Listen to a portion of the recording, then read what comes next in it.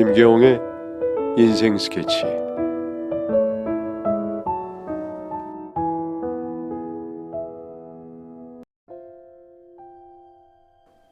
안녕하세요.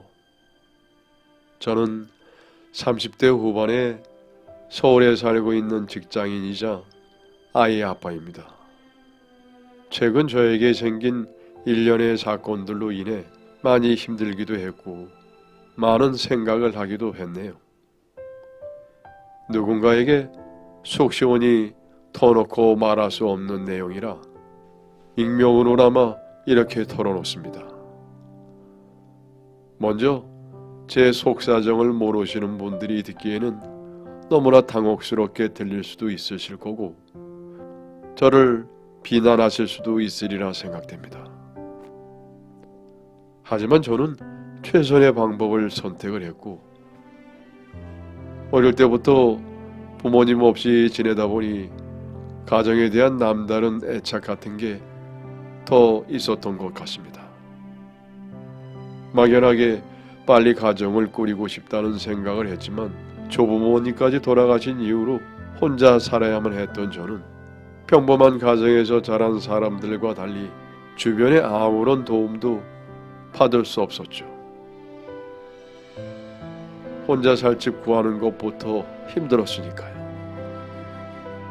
그렇게 살다 보니 내 가정이라는 것에 대한 욕심도 조금씩 내려놓게 되더군요. 그런데 그렇게 어렵게 살아온 제가 요즘이야 자유여행이 유행이지만 낯선 외국 자유여행이 자신 없었던 저는 여행사의 관광 상품을 통해 여러 명이 같이 여행을 한 것이었는데 그곳에서 만난 그녀는 친구와 함께 왔더군요. 대부분의 사람들은 중년의 아주머니들과 아저씨들이었고 저는 일행이었고 그녀와 친구는 단 둘뿐이라 가이드를 따라다니는 여행을 하며 자연스레 저를 챙겨주던 그녀들과 이곳저곳의 관광지에서 대부분 셋이 함께 어울리게 되었습니다. 그때까지만 해도 그녀와 그녀의 친구는 저보다 한참 어린 동생이라서 귀엽게만 보았죠. 여행이 끝나고 다들 각자의 일상으로 돌아왔지만은 그 5박 6일 사이에 정이 들었는지 그녀와 저는 계속 연락을 이어가게 되었고 별다른 진전 없이 지지부진한 만남만 이어오던 어느 날 결국 그녀는 참지 못하고 저에게 말을 했습니다.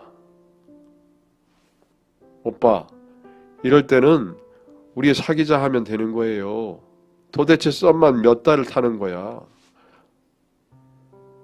그렇게 그녀의 고백으로 우리는 연인이 되었죠. 솔직히 말씀드리면은 제가 그 이전에는 여자 경험이 별로 없고 오로지 일에만 집중해온 터라 연애에는 숙맥이었습니다. 하지만 저의 나이답지 않은 소극적인 태도에도 불구하고 그녀는 적극적으로 대시를 했고 사실 저는 그냥 따라만 다닌 것 같습니다. 심지어 프로포즈조차도 처음 만났을 때 먼저 말을 걸어준 것처럼 그녀가 먼저 했으니 말 다 했죠. 그녀와 몇 달 동안 연애를 하며 저 역시 그녀와 가정을 꾸리고 싶다는 생각을 하기는 했죠.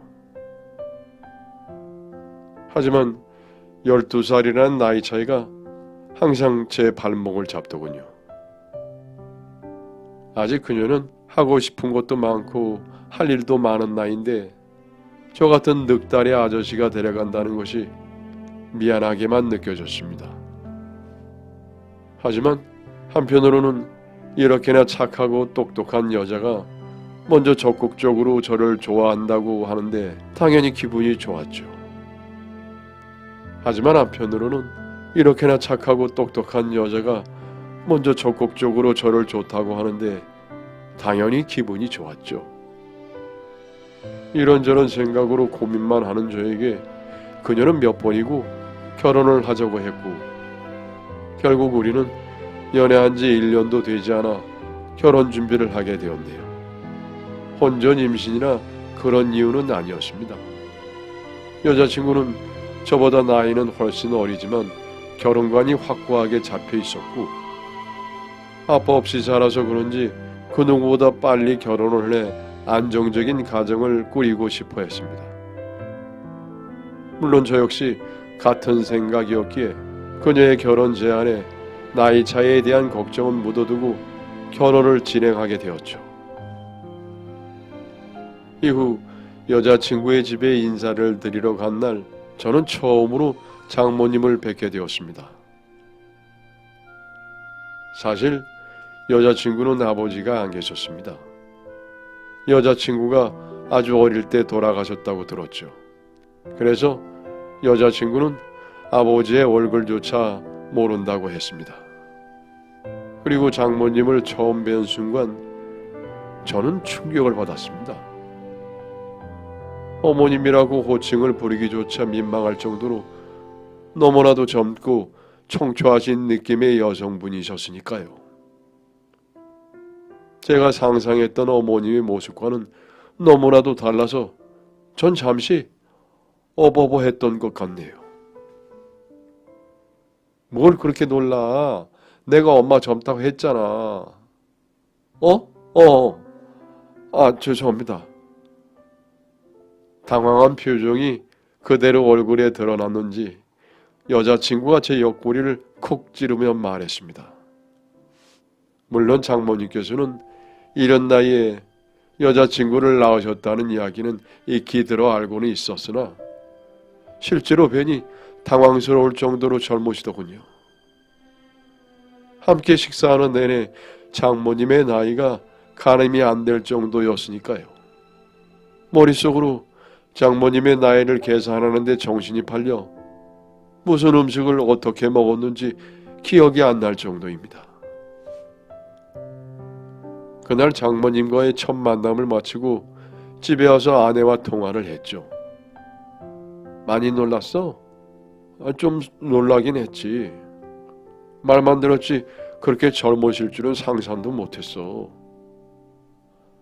사실 엄마가 나를 18살에 낳았어.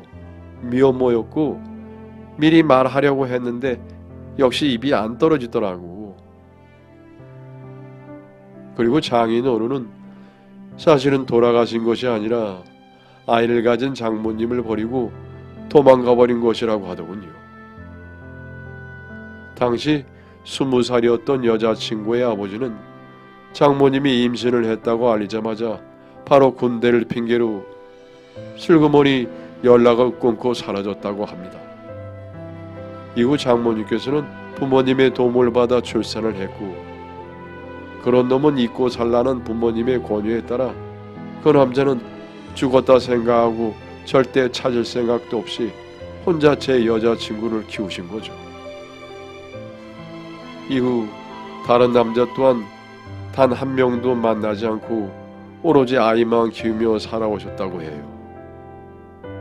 그나마 여자친구의 외갓집이 부유한 편이라서 다행히 두 모녀는 경제적으로는 고생하지 않고 생활할 수 있었던 것 같습니다. 아주 어릴 때는 외삼촌이 아빠인 줄 알았어 하며 웃는 아내가 외갓집에서 얼마나 많은 사랑을 받고 자랐는지 예상이 되더군요. 저 역시 조부모님의 도움으로 성장했지만 제가 자란 환경과 전혀 다른 분위기였다는 것이 느껴졌습니다.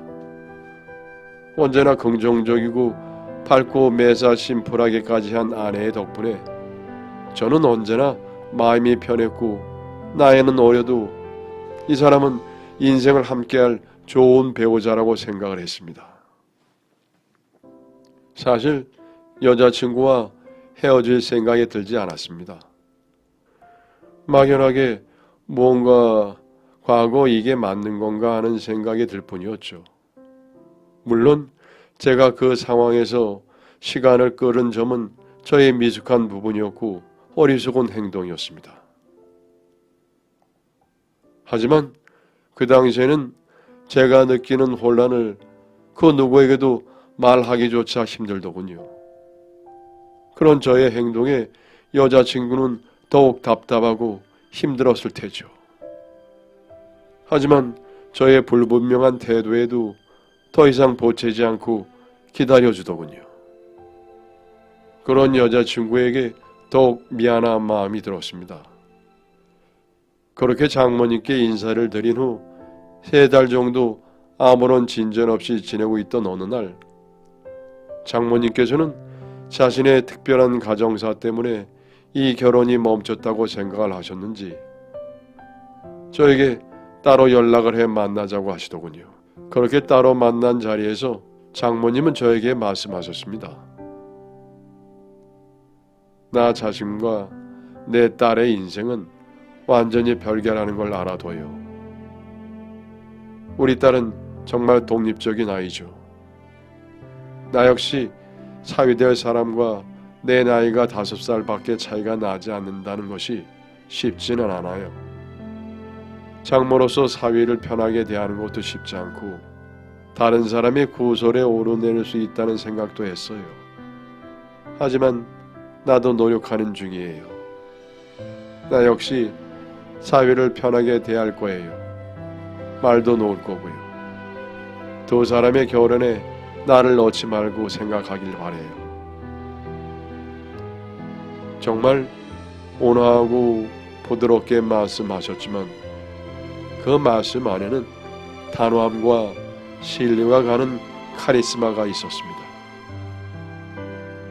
장모님의 말씀은 한마디로 본인의 존재가 저의 결혼 생활에 불편할 수 있으니 결혼 후에는 저희와 거리를 두고 살아가겠다는 뜻이었죠. 전 장모님의 말씀을 듣고 딸에게 혹여 피해를 끼칠까 하며 걱정하시는 마음을 느낄 수 있었습니다.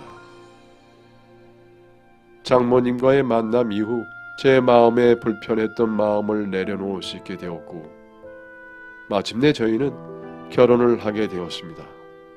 장모님의 도움을 받아 신도시의 아파트를 분양받을 수 있었고 몇 년 뒤 그 집이 완공될 때까지는 일단 제가 살던 투룸 빌라에서 신혼살림을 차리게 되었죠. 그렇게 우여곡절 끝에 행복한 결혼 생활이 시작되었고 아내의 바람대로 결혼하자마자 임신을 하게 되었죠.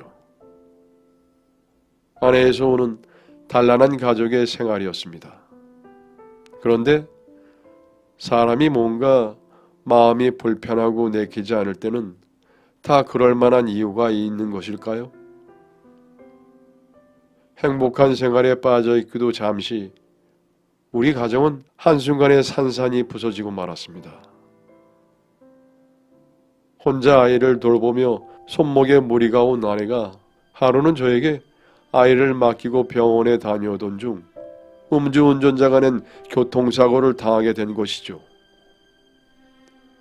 사고 직후 화재까지 일어난 큰 사고였기에 아내는 손써볼 틈도 없이 그 자리에서 사망하고 말았습니다.